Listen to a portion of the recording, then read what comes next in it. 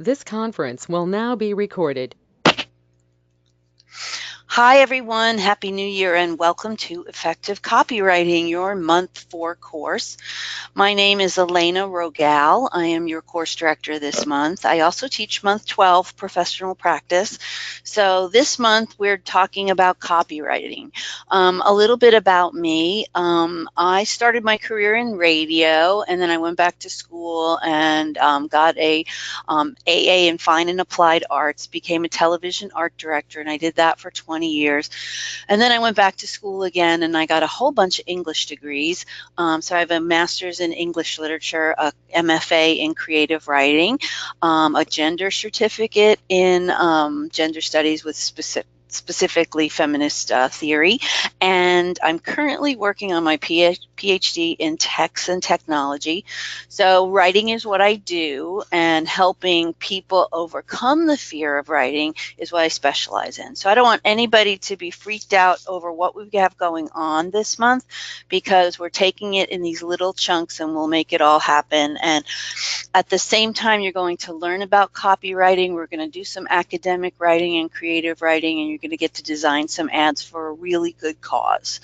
All right, so what I'm going to do tonight is kind of go over a little brief intro on what testimonial ads are, because that's what you're going to be producing this month as part of your Mastery Learning project. You'll be creating magazine print ads for the nonprofit organization that you choose in the discussion board post. I'll go over that in a minute. But first I want to talk about exactly what testimonial ads are.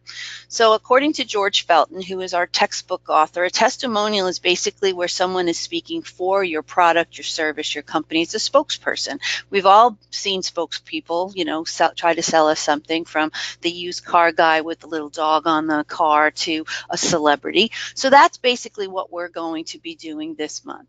What you're going to think about is how that person represents the brand. So if you're doing a children's charity, you want to, if you want to keep things light, you can, but you want to think about that mission statement of the nonprofit and how that brand kind of echoes through your testimonial ad copy, and how your spokesperson sounds that reinforces the brand. So once you decide on the approach you want to take, then you're going to think about who's going to anchor your testimonial, who's going to be your spokesperson. Now, in our textbook, Advertising Concept and Copy, which is an ebook, you should have gotten a code and you need to download the book into your Vital Source bookshelf. If you do not have your book, there's an announcement about calling FSO support and they will give you a code right away. You're going to use this book all month, plus you're going to use it in courses to come. So it's really important that you download the ebook Advertising Concept and Copy. So in his chapter on the power of the testimonial, he lays out 9 different types of testimonials. So here's a couple of them. One is an extreme user. These are the customers who actually use the product and can testify as to how great it is. I have a friend that worked at a local radio station here, and she used to be the local spokesperson for Carrabba's. So she always went and tested out the food on the new menu items before she went on the air and talked about them, because she really used the product and believed in it. Experts, that's another type of testimonial. So an expert could be someone associated with, say, the nonprofit organization. If you're doing, let's say, an animal charity, a veterinarian could be considered an expert. That could be your spokesperson. Company bigwigs, this could be anybody from, like, here I tell you Steve Jobs, and everything he does I thought was great, and I believe in Apple, and I'm a member of the tribe. I've been an Apple user since 1984, so there's no going back for me. So a big wig for a nonprofit could be the president of the nonprofit, or maybe the head of their board of trustees, someone who dedicated their life to the nonprofit organization. And celebrities, we've all bought something because maybe a celebrity put out a really good endorsement, but this is kind of a tricky thing. Doing these testimonial ads for these real nonprofits, you want to be careful about using celebrities, because even if you find a royalty-free image of a celebrity, it doesn't mean that you own the overall brand or the image of that celebrity. So I want you to be careful about that. But here's an ad, and this is an example of a testimonial ad that Paul McCartney did for PETA. And in it, he says, I'm Paul McCartney and I am a vegetarian. And then using his own voice and tone, he tells his personal narrative in the upper right-hand corner and talks through his personal voice and tone about why he became a vegetarian and why it's important to support PETA. So that's one way of doing it. This is an example of a student ad for the Bright Focus Foundation. They are an organization that provides support for caregivers of Alzheimer's patients and other critical care type of people. So here she's using the personal story of her father, she used to be his little girl, and now she's the stranger who brings him coffee. And again, you hear her voice and tone echoing through the testimony about how her dad was diagnosed with Alzheimer's and how Bright Focus Foundation helped her help him. And just because they're nonprofits and they're serious doesn't mean you can't be funny. This is Einstein. He is the spokesperson for the Shelter Pet Project, and through his voice and tone, you can hear how he talks about the organization and how he was adopted, and it had took him a while to train his owner, but now he's broken in just right. So a person is the best thing to happen to a shelter pet is the tagline for that organization. So you can do what's called personification and give human-like qualities to an animal, or in this case, a shoe. This was for the Human Rights Watch campaign, and this ad campaign was all about the Human Rights Watch boutique, where people donated their gently used items for sale, and the proceeds from the sale went to the Human Rights Watch campaign. And the point of view of this testimonial ad is coming directly from the shoe who found a new home, and as a result of being donated to this boutique, she's now helping raise money for Human Rights Watch. So that's kind of an idea of what you're going to be doing this month as you start to tackle testimonial ads for your nonprofit organizations. But we're going to talk a little bit about the basics of writing some ad copy for your testimonial ads. So the first thing you're going to work on, and this week there's a project associated with this called the Headlines That Inspire Project, and you're going to look at headlines and discuss why headlines work. So what a headline is intended to do is grab that audience and pull them in. So, you know, I used to be his little girl, now I'm the stranger who brings him coffee. That's kind of an intriguing headline and subhead, and it's going to pull you in that you're going to want to read the body copy. So that headline is basically the key element in your print advertising. It conveys that main message, and it usually creates synergy with the image that's being used in the ad to create, you know, that synergy that happens when text and image come together and the creative concept becomes clear. So what a headline's supposed to do, it can possibly offer something new and improved, or maybe it solves a problem, promises a benefit. Remember, we want to always focus on benefits. Everybody's got features. It's the benefits that separate them from the pack. And the headline could arouse curiosity. So I've got one I'll show you of that in a second. So there's two different types of headlines. Some are direct action. They hit you right over the head. They're straight to the point. You understand what they're doing because they're commanding you what to do. The other type is indirect action. I think these are a little bit more intriguing because they can ask a question, or you're not quite sure what the headline's talking about. So it kind of intrigues you enough that you read the rest of the ad. Maybe it creates a puzzle or asks a specific question. So I thought this was a great example. This is from my own swipe file. This is for Iams cat food. And I was like, I am not a pet. I'm like, wait a second, you're a cat. Of course you're a pet. But he's so smirky, and it just he looks like he's actually saying, I am not a pet. So I was intrigued enough to find out why this cat thinks he's not a pet. And as I read the body copy, because that's what a good headline does, it intrigues you and leads you into the body copy. So I am not a pet because he gets this great food, and Iams cat food is the best food out there. And as a result, he's a member of the family, not just a pet. So I thought that was a really cool example. So David Ogilvy, who's kind of considered the godfather of advertising, says on average 5 times as many people read your headline as read your body copy. So it's really important that you write strong headlines, because when you've written that headline, you've basically spent 80 cents of your dollar. So you want to make sure that headline is really strong and pulls your audience in. Because what that's going to do, like the I Am Not a Pet ad did for me for Iams Cat Food, is it pulled me into the ad so that I could figure out what it was about. And that's when I was convinced that, oh, I get it. He's a member of the family because Iams Cat Food is so good for him. So that is an example of how to write body copy that sells. You pull them into the body copy, and now you have to like really make the sale in that body copy. So in his book on advertising, David Ogilvy has these 7 tips for writing body copy that sells. So the first one is go big or go home. Always create a compelling argument. Remember, you want your people to donate money to your nonprofit organization or use the services, so you have to create that compelling argument that keeps them glued to the body copy.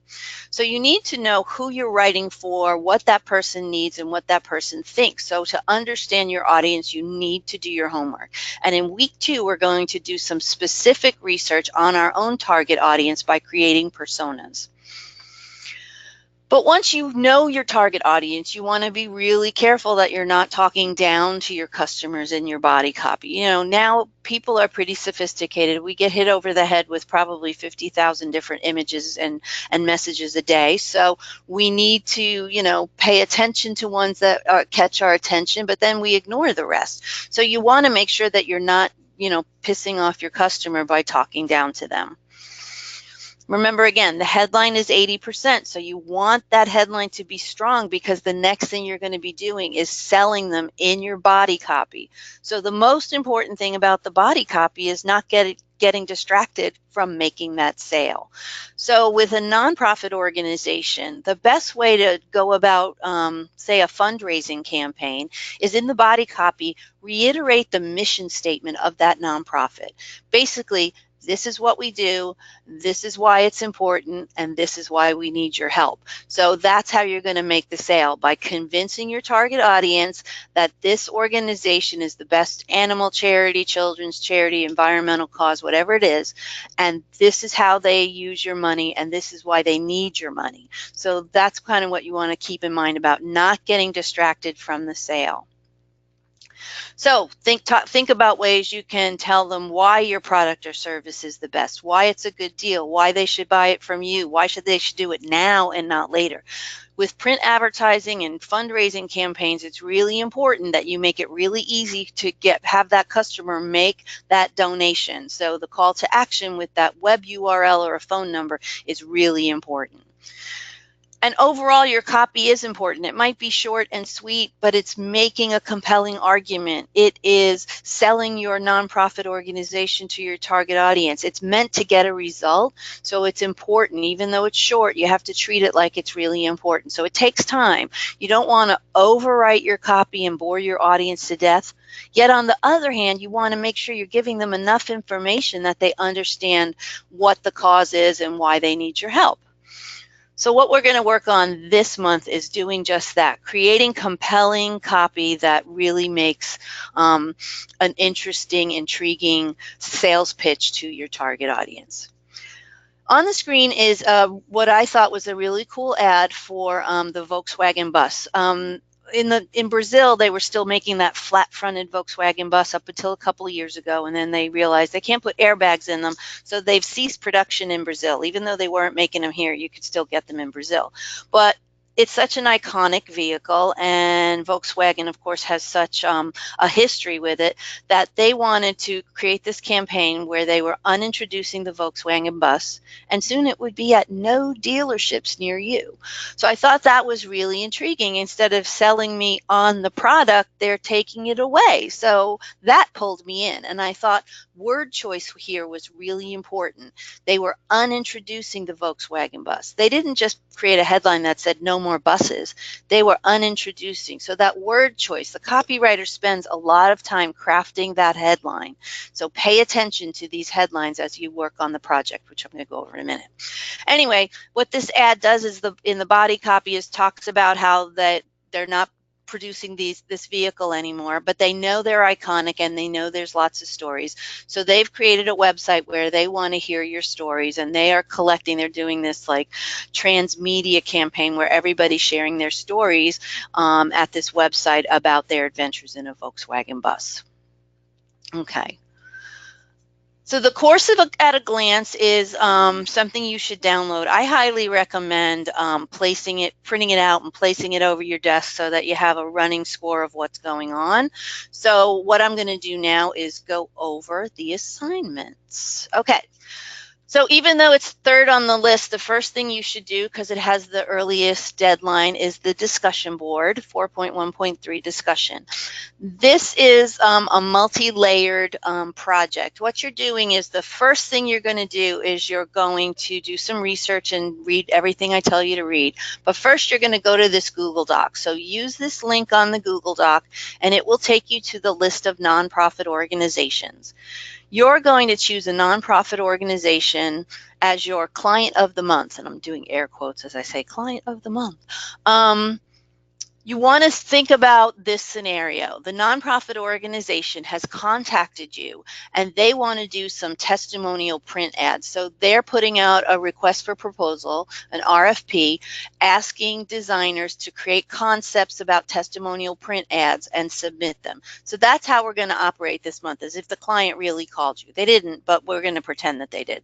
So sign up for a nonprofit organization that you want to spend time on these next 4 weeks. If you love the environmental causes or puppies or children, pick something that speaks to you. I do a lot of pro bono work for nonprofits. I spent 14 years working for PBS, so I have a long history with nonprofits. I was an art director at one of the affiliates for many years, and the NPR affiliate.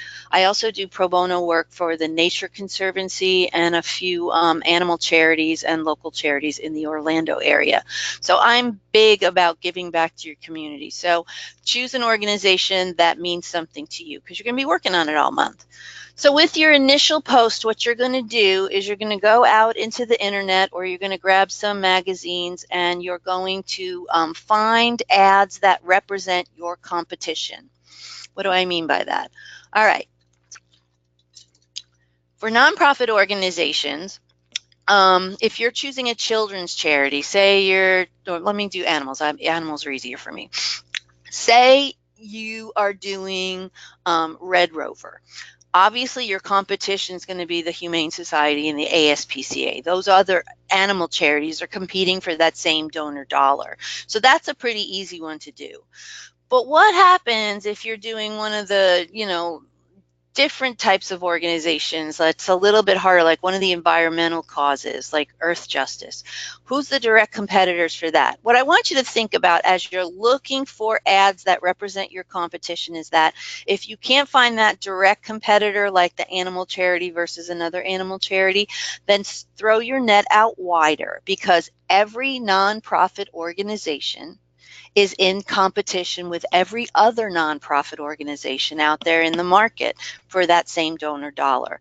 So when I was working for PBS, yes, our direct competition was the other PBS affiliate in the market and the other TV stations in the market, but we were also competing against the food bank's fundraising campaign, the Orlando Opera Company's campaign, the children's charities down the road. They were all going after that same donor dollar in this market. So you can think about nonprofits as a big giant pot if you can't find direct competitors. But what I want you to do is, like I showed in the slides earlier of the examples of the ads, I just found this on the internet. So what you want to do is, I'm going to type this in the box. You're just going to Google nonprofit print ad images.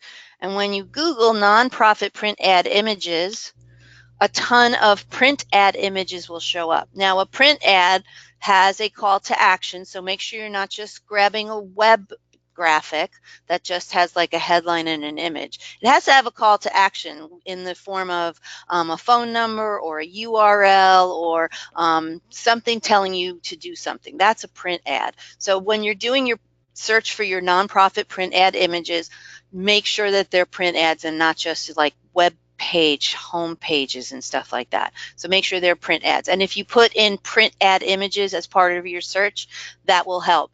If you're doing an animal charity, put in animal nonprofit print ad images. Women's issues nonprofit print ad. The more specific you be, the closer you'll get to your direct competition. But if you're struggling to find that direct competitor, do a wide search on nonprofit print ad images. Why don't I just go ahead and do one? Okay, I'm going to do environmental, did I spell that right? Yes, print ad images.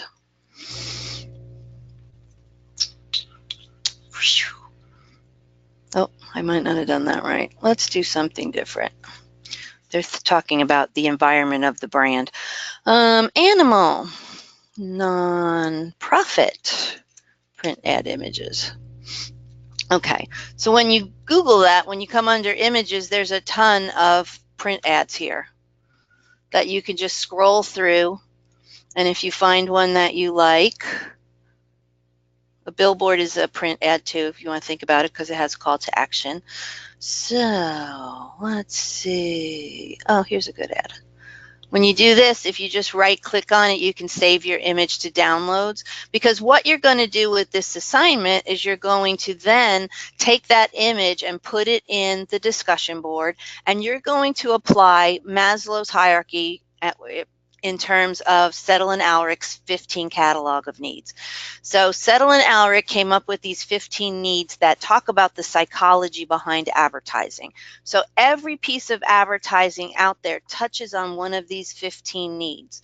So what you're doing is you're thinking about your competition in terms of these 15 different needs. So you're going to put your print ad image in the discussion board, and then you are going to put it into more than one category, because every print ad out there is going to fit into more than one category. So each of there's 2 print ads you're going to put in there that represent your competition for your nonprofit, and you're going to apply Settle and Alrich to each of the ads. So don't repeat the categories, because what I want you to do is really get comfortable so that you're understanding the psychology behind advertising. So take how Felton describes these in the book, and they're listed right here, and talk to me about how, let's say, affiliation, the need to be closely associated with others, fits into that print ad. For example, if it's a Sierra Club fundraising ad campaign, the affiliation there is probably going to be in the ad copy, where it talks about you being a direct impact on environmental change, and how you can be that,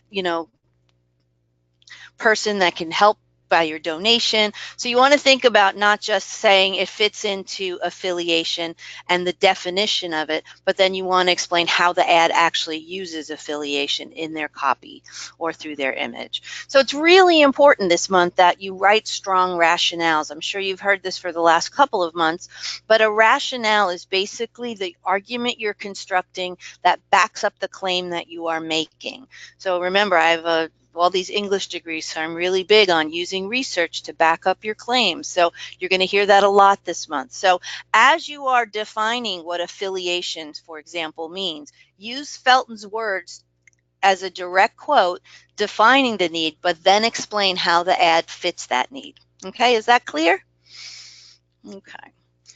So once you put your 2 print ads in with your nonprofit competitors, and you drop them into Settle and Alrich's 15 catalog of needs with your rationale, and you're explaining how they fit into more than one category, you're going to do that by Wednesday. And then you're going to come back and you're going to do 3 reply posts by Sunday. 3.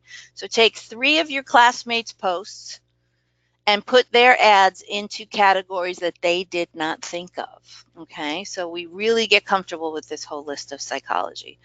So here, actually in the discussion board, I give you an example of the Pasadena Humane Society, and I talk about how it fits into nurture and understanding and affiliation and how it actually does that.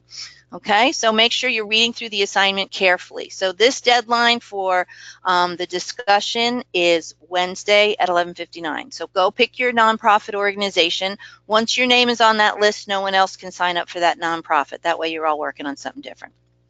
Okay. Let me talk about the headlines project. This is a pretty easy one because you can be doing this at the same time you're doing Settle and Alaric, because with this assignment, you're also going out and finding print ad images, but these should have really strong headlines, like "I am not a cat." You're going to grab images that have really strong headlines, or if you don't want to put the images in your Word document, that's fine. You just have to give me the headline. Then you're going to explain why that headline works. You are not talking about any design things like typography or the image or the boldness or the, type. You're just talking about the words themselves. So you want to think about your swipe file. You're creating one. It's not being handed in. But like I said, I had pulled that cat ad and the Volkswagen ad out of my swipe file. I use Pinterest, and I go, and when I do print ad searches, and I like to build my swipe file because it's a great place for inspiration. So I throw them in my Pinterest board, and you're going to be using that as a copywriting tool. So for this assignment, you're going to find 5 ads with 5 strong headlines. Then what you're going to do is you're going to stick it in a Word document, and you're going to talk about why those headlines work. What is it about the word choice? What is the emotional tone that's coming through the word choice? What is the copywriter intending by choosing these words instead of other words? Like I talked about the Volkswagen ad, using unintroducing the Volkswagen bus as opposed to no more buses. So you want to go beyond your opinion, and again, back up your claims using research. So make sure you're reading the headlines, writing basics here, and use that as part of your research to help you write strong rationales. Okay, this is due Sunday at 11:59 p.m. So if you have any questions about that one, we can talk at the end of the hour, or you can email me. But now I just want to quickly go over the last project, which is the small, persuasive essay that you are writing about voice and tone of a brand. Now, every month you're going to be writing these small papers, and they're usually due in the first week. This one's easy. It's only 750 to 1,000 words. We give you all of the resources that you need to use to write this paper, and then we actually give you exactly what to write about this. So the first thing you're going to talk about is how the role of the copywriter has evolved from the beginning of time to today's current opportunities, which go way beyond print advertising. You want to think about content marketing and all that other stuff. And what does that imply for the future of the media designer? Because there's going to come a day where, as a designer, you've only probably up to this point had to make the copy look pretty. But now suddenly, with all these jobs being squished into one, you're suddenly going to have to write copy. So you need to really delve deep into what this essay is talking about. In what ways can copywriting establish a brand's voice? Brand voice is really important. It's the essence of that brand. It's how that brand sounds. And you want to go into the Felton book. That's really important. There is an entire chapter in this that we talk about, chapter 9, words establishing voice. I mean, this question is right there in the book. That's why I said this paper isn't that hard. And then the last thing you're going to do is identify and describe some key strategies for writing copy that effectively communicates the features and benefits of a company's products or services for an intended audience. How do those benefits help attract customers to your product or your service?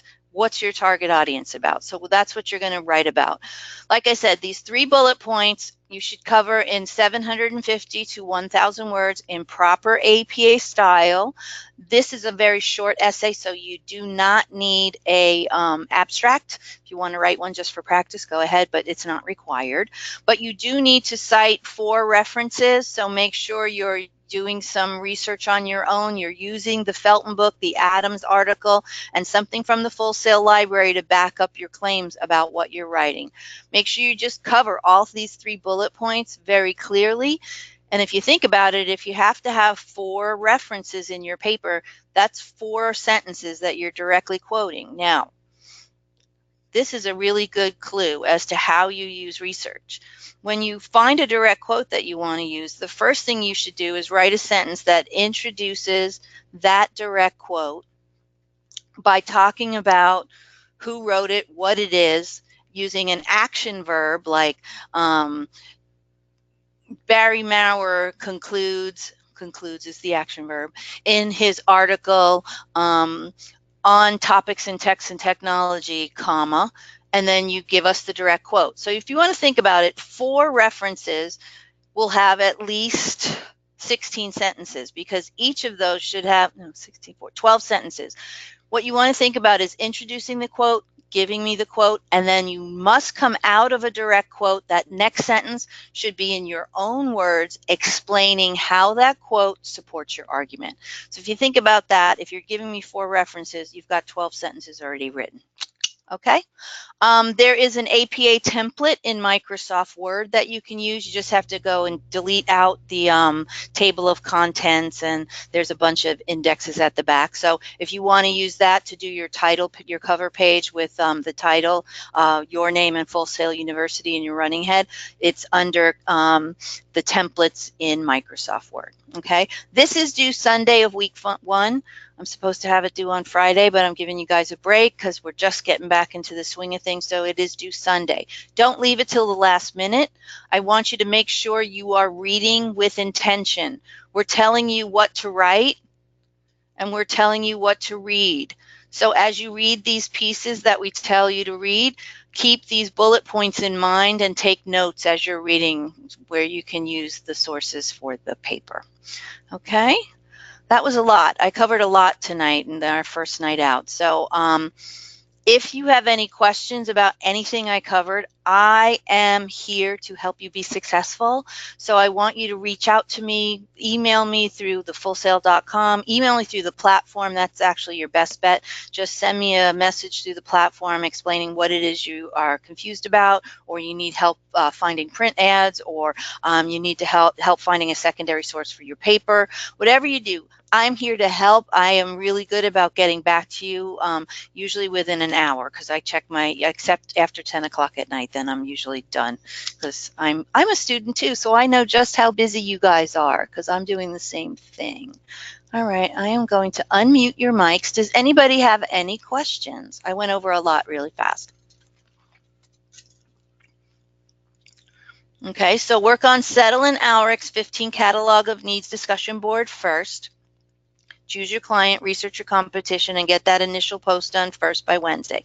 That's a really good, someone in the community discussion board asked about time management and organization. They were saying that we were talking about New Year's resolution. So I gave some insights into how I stay organized.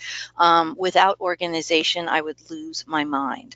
And I was a creative writing MFA student here at Full Sail Online, so I know exactly what you guys are going through. And I would open up that platform on Monday mornings and have a nervous breakdown, like, oh my God, how am I going to do all this work? I am working full time. I have a family. The dog's throwing up. Oh my God, Calgon, take me away.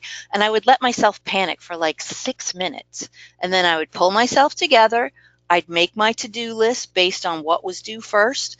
And I just plugged through everything as the week went on, and I never missed a deadline. So being organized is your best bet. So if you're listening to this archive and you want tips on how to be organized, go into the community discussion board and read my post. Okay, so the discussion board is due Sunday. Your 3 reply posts, Wednesday is your initial post. The reply posts are Sunday. The persuasive essay on brand, voice, and tone is due on Sunday, and the headlines that inspire project is also due Sunday. The other thing that is open, it's in week 2, it's your Mastery Learning Project, where we're actually going to start to write copy and design concepts and stuff for our testimonial ads. If you want to get started on that, I always open it on the first day. So if you want to work ahead, kind of like I did over break, go ahead and it's open. So get started on the tutorials. Okay. Any questions? Can you hear me? Yes, I can. Hi, Garland. Yeah. How you doing? How was your break? It was not long enough, but it was good. That's good. That's good to hear. So, quick question. Yeah. Questions. I'm already. I guess I have some familiarity to it from the hmm previous. The whole idea. The idea is just for this for week one is to like because I chose a different campaign, Oh, okay. non-organization, because I figured the last one just wasn't cutting it.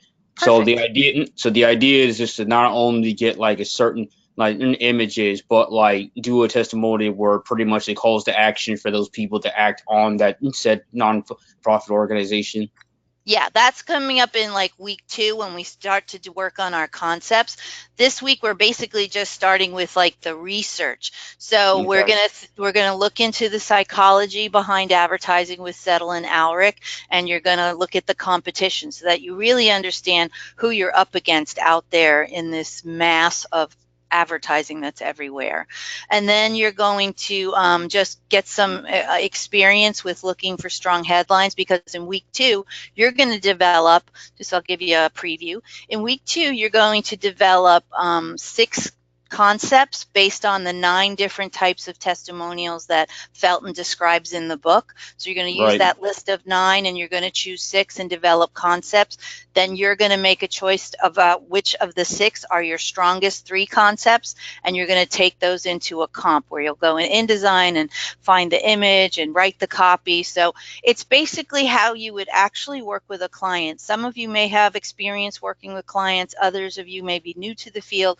So I have a ton of experience with working with clients. Matter of fact, my president at my PBS affiliate was really challenging. He never knew what he wanted. So I got really good at pitching things to them. So when you're working with a client, they're going to want a choice of different concepts to choose from. So that's why we're doing the 6. But then you're going to come in and show these comps to the client. And again, I'm doing the air quotes, where you're going to show them what the ads are potentially going to look like. Then in week 3, it's as if you met with the client and you got the final changes on the ads, and we're going to finalize them and make them really tight in week 3, and then talk about them in the Mastery Journal post in week 4. So that's kind of All how right that then. project kind of lays itself out across the timeline, okay, which is on your course at a glance. Okay, other All right. questions? Okay, so there's a lot to get started with. If you're working or you're watching this on the archive and you're starting to go through the assignments and something's not clear, again, reach out to me. I'm here to help you. I'm in the office at my desk, usually Mondays through Fridays, like 9 to 3. Otherwise, you can use my Google Voice number. But your best bet, because I'm the writing instructor, I like people to write, so message me through the platform. And I get back to you right away. And I want to make sure that you guys can come out of this class feeling confident about your writing skills and understanding how to tackle writing copy for anything you encounter through the rest of this journey. Okay? If there's no other questions, I'll let you guys go. You got a lot to work on. And good luck. And I'll see you next week. We'll be back here at 7 o'clock. Thanks, guys.